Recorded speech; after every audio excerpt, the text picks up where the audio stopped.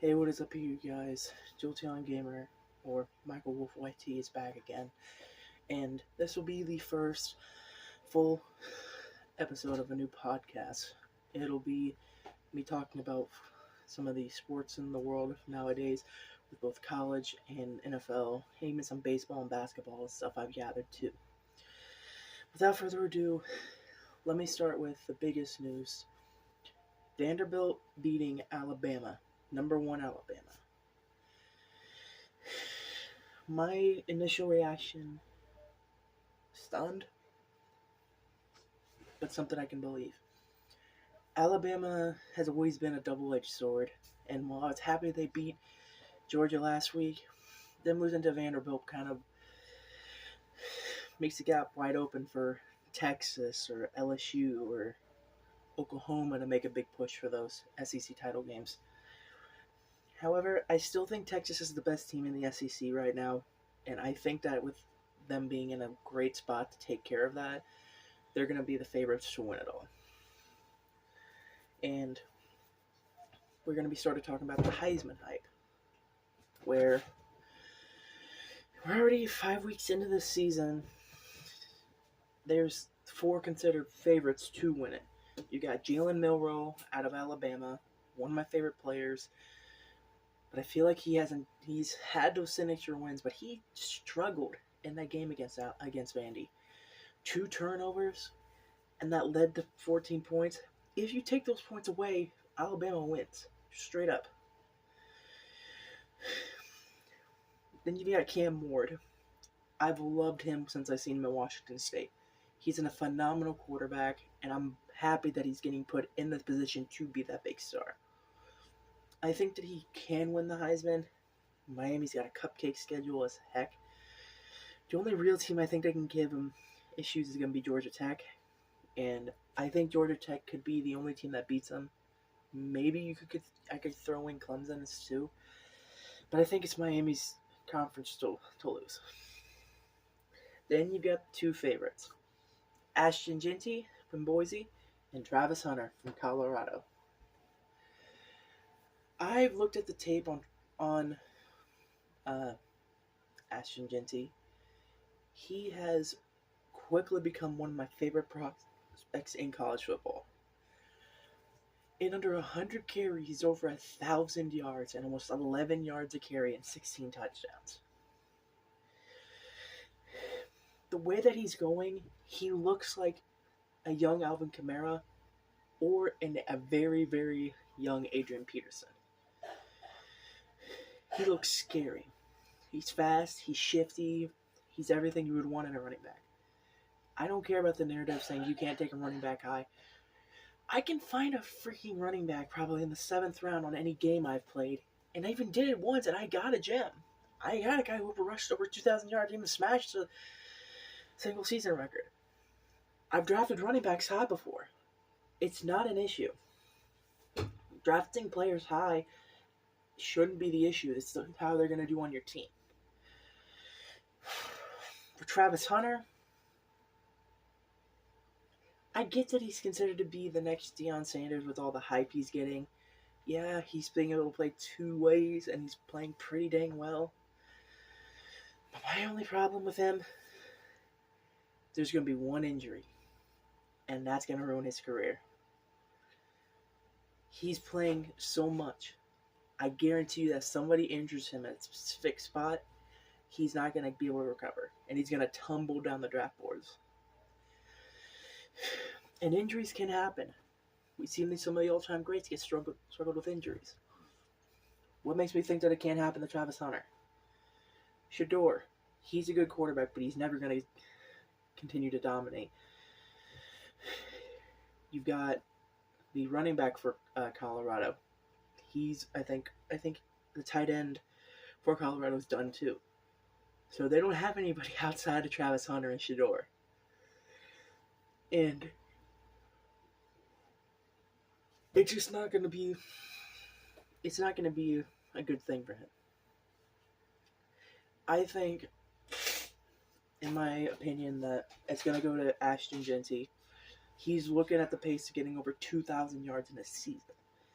And if you looked at the tape of him and Barry Sanders, I see a lot of resemblance from him too. Because he originally played on defense, but he's insanely shifty, and I think he's going to be a huge asset to whatever team takes him. And crazy enough, this is probably the best running back class in years. You got Jaden out of Cal, one of my favorites.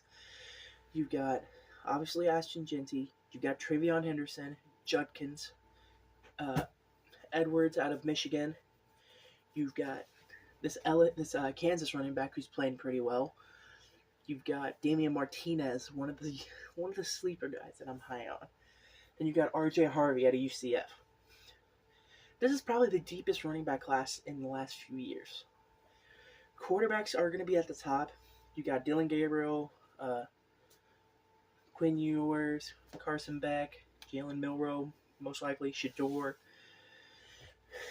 Then you've got Cam Ward, who's obviously going to go into the NFL too.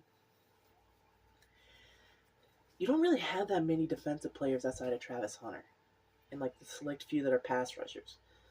There's no good middle linebackers in this class. There's no real good like wide receivers outside of Mecca Buka and again Travis Hunter that I know of. There might be some gems dominating, but I haven't seen the tape on a lot of them.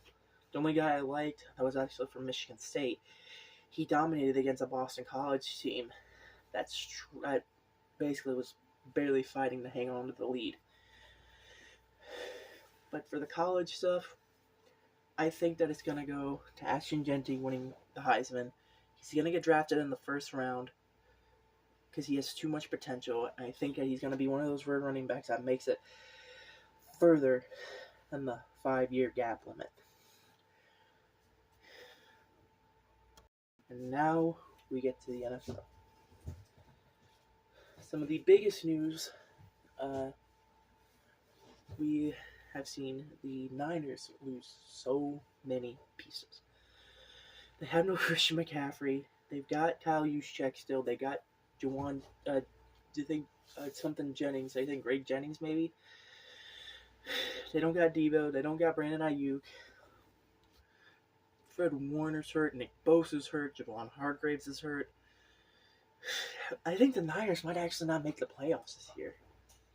I think the division's going to go to the Seahawks. I think the Seahawks are probably the best team in that NFC West because if you take because with the injuries, the Seahawks don't have an issue. If there's no injuries, then it's the Niners by a landslide. There's nobody fucking close. But then you go to the other divisions, the NFC East. That whole division's fucking sideways. The Commanders are the best team there, which I'm happy for Jaden Daniels. I was high on him. And I think he's going to be probably the one that wins Rookie of the Year. Something I wouldn't be shocked about. But then you've got the Giants who feel like they're going to be terrible. But I don't know if they're going to get a quarterback. Because right now, what they would focus on is probably taking care of that wide receiver room. But would they take it? I feel like if they took Travis Hunter, it'd be an interesting spot for him. Then you got the Eagles and the Cowboys. All I gotta do is this taunt. They suck. They are bad. The Eagles are struggling. Jalen Hurts has been killing them. They've been barely, very lucky. But that luck's going to run out when they face a tough team or they don't get the calls they want. And the Cowboys are just the Cowboys. Then you got the NFC South. One of the weakest divisions. I think the Buccaneers are going to win the division again for a 4th straight year. I was high on Baker Mayfield. I liked him. And I think with him in Tampa, he's going to continue to do well. Falcons, I don't think they're going to do it. I think that they're going to blow the leads that they had if they get a lead in that division, or just like the second half of the season just collapse. They're going to collapse. Then you've got the Saints. I think they might get in, but they're not going to make it far. If they make it, it's because of the defense or Chris Olave taking that huge step up. And then the Panthers are just, I don't need to say anything other than I said from the beginning, Bryce Young was no good. I get that he was put in a terrible position and all that stuff. Cam Newton was in the same spot. I think he had a worse team around him. The only player he had that was any good was Steve Smith. He didn't have Jimmy Graham. He didn't have Greg Olsen. He didn't have Christian McCaffrey. He had a freaking bad offense and a worse defense. He carried that team on his own. That just shows that he was better. And with Bryce Young, I think that he has the talent, but my biggest knock on him isn't the fact with that. It's the fact that he's not that big in the weight department. 5'10", 200 pounds, one hit from like a big offensive, one big defensive tackle, he's done. He's going to get tattooed and have to be scraped off the freaking field. And I'm glad that Andy Dalton is doing well for the most part for the Panthers. Then the NFC North, I have no clue what the fuck to rank these. The Bears, I've never been high on Caleb Williams, and let this games be shown that even with that OC being the way that he is, he's just not that. He's just not that good.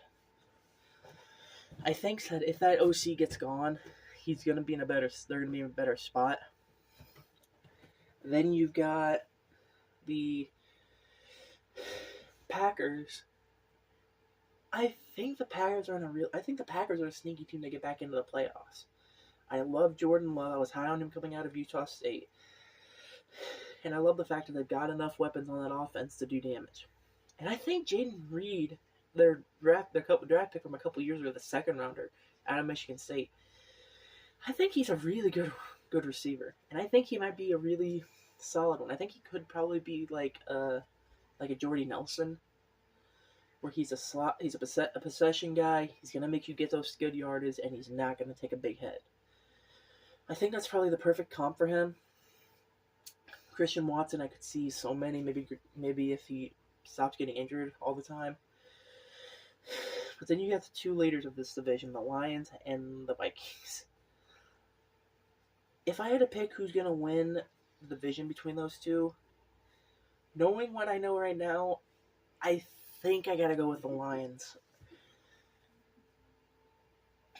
They've got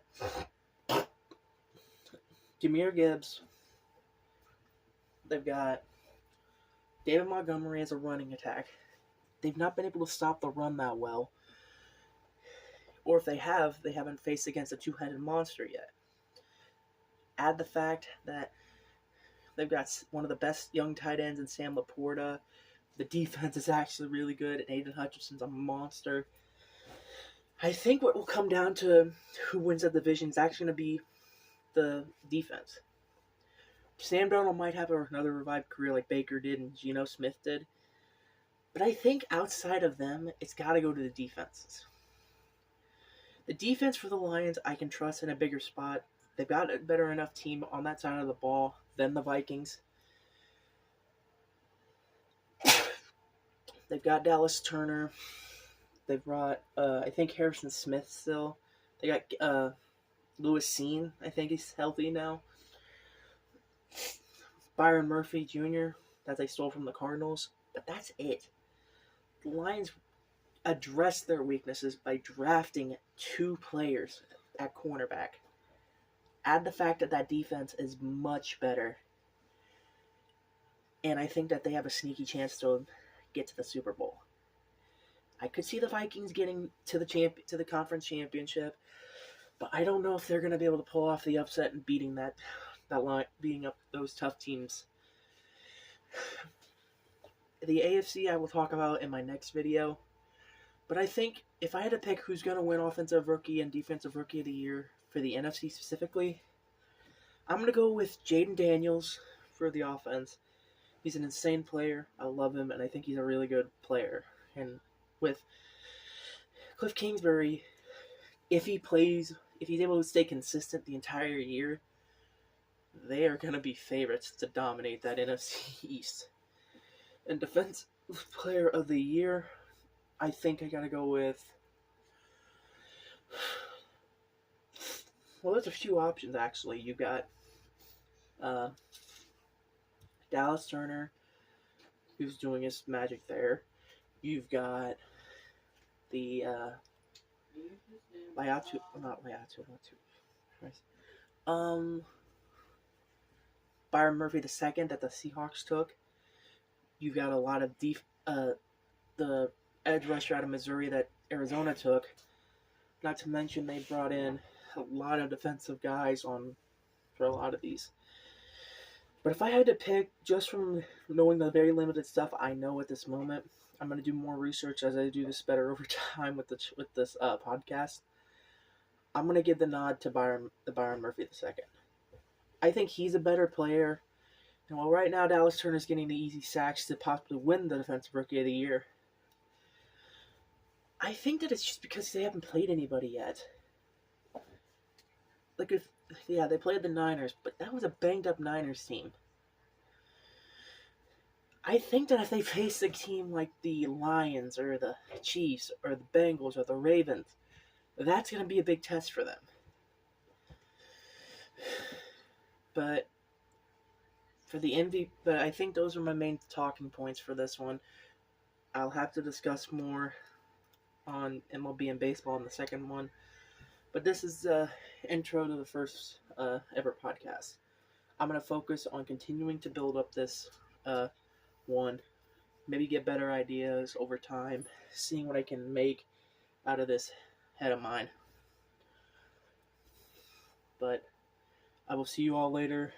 If you got any recommendations on what I should have a talk about, like any games, movies, TV shows, stuff like that, send them in the comments down below. And I wish you all well. I'll see you all next time. Bye.